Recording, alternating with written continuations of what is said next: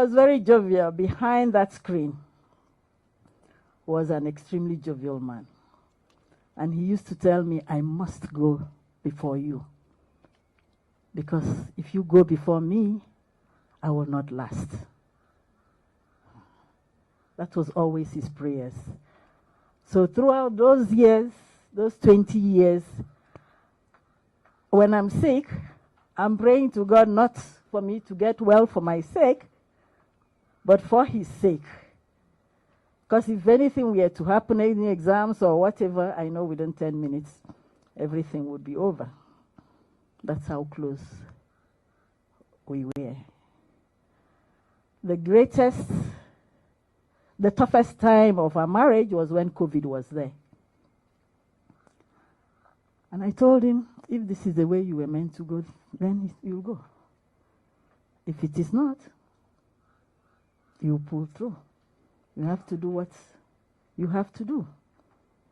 But we take the risk. You can imagine a family of doctors. He's not a doctor, but he's so exposed.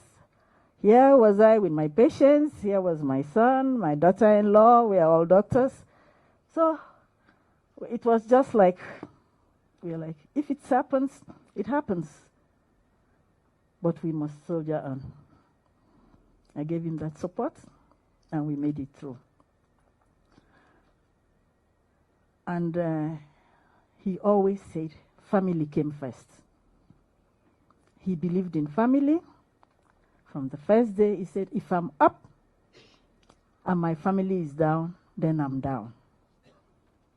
And that's what made me to get involved with him. Because people would say, why did you leave so many Nigerians? He was unique in that way. That caring attitude, I never saw anywhere. He was very loyal.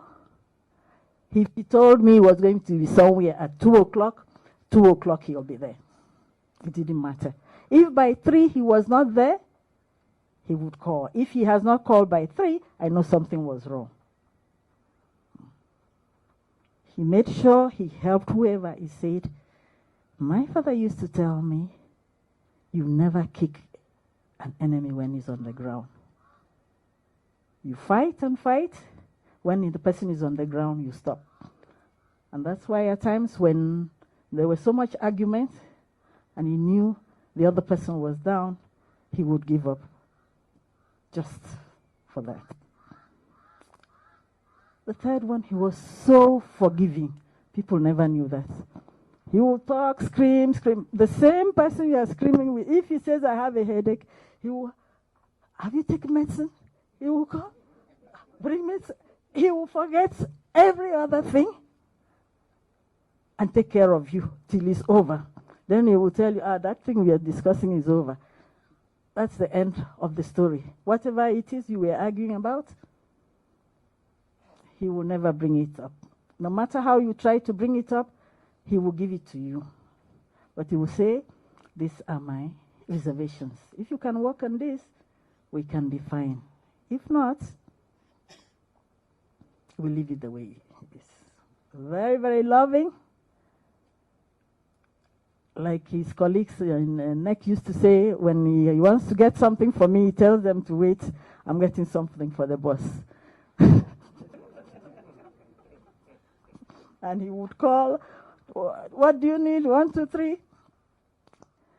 He was very supportive. I supported him, and he appreciated. That appreciation was so much. It made me to go a step further. If I had to stand on one foot the whole night for him to achieve what he wanted the following morning, I would do it. Because when it's over, he would come back and say, without you, I would never have made it.